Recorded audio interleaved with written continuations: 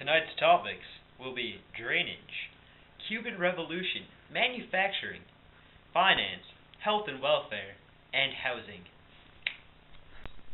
Now out to our drainage correspondent, Classic Cortez.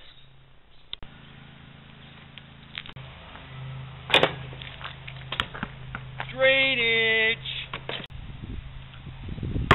I know my drainage on and off the court. Cuban rivers are generally short. There's about 600 rivers and streams in Cuba. The main island has heaviest precipitation, and the largest rivers are in the southeast, where at Kyoto, at 230 miles long, the country's longest river. It lies between the Sierra Maestra and the smaller Sierra del Cristal. There's some lakes in Cuba, too.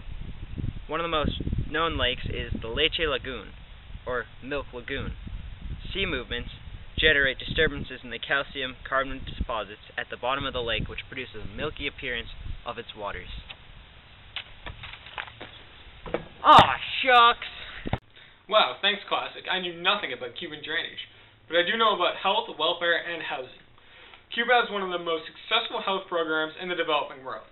Healthcare is state-operated through the Ministry of Public Health and is available free or at normal cost to the entire population. Social Security covers the vast majority of the labor force. The government controls and rations the distribution and pricing of foodstuff, medicines, and other goods. Homes for the aged are under the direction of the Ministry of Public Health. Physical education and sports, under a national body, are an integral part of Cuban education. The government closely oversees home ownership and real estate transactions. Many rural families have achieved free use of formerly rented lands, and traditional rural bohíos, or huts, are being slowly replaced by more modern housing units. However, there is a housing shortage, and that has continued to this day. Now over to our manufacturing correspondent, Classic Carrots. Oh, hello, didn't see you there. I'm Classic Carrot, and today I'm going to be talking to you about manufacturing in Cuba. Industrial production accounts for slightly more than 1/10 of the gross domestic product. Tobacco, produced foods, including sugar, and beverages. Yum, gotta love me some rum. Are the most valuable products. Chemical products and transportation equipment and machinery are also important. Thanks, Classic. Though slightly intoxicated, that was some great insight on manufacturing. Moving on to finance. The banking system has been operated by the state of Cuba since 1966 through the National Bank of Cuba, which also sets interest rates, regulates foreign exchange, and even issues currency.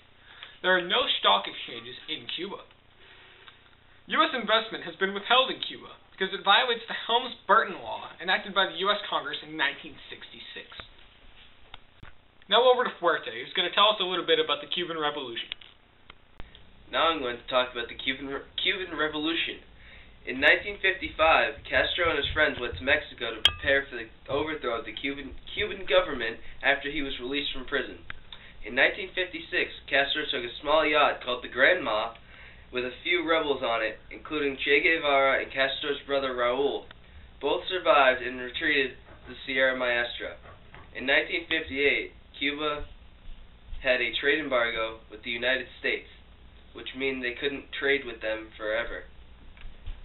On January 1st, 1959, Batista, the current leader of Cuba, fled the country and Castro took over.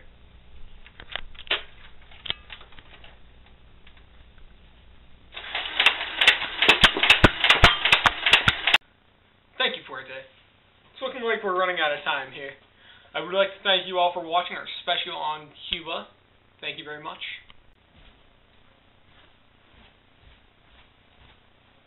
Thank you, and have a great night.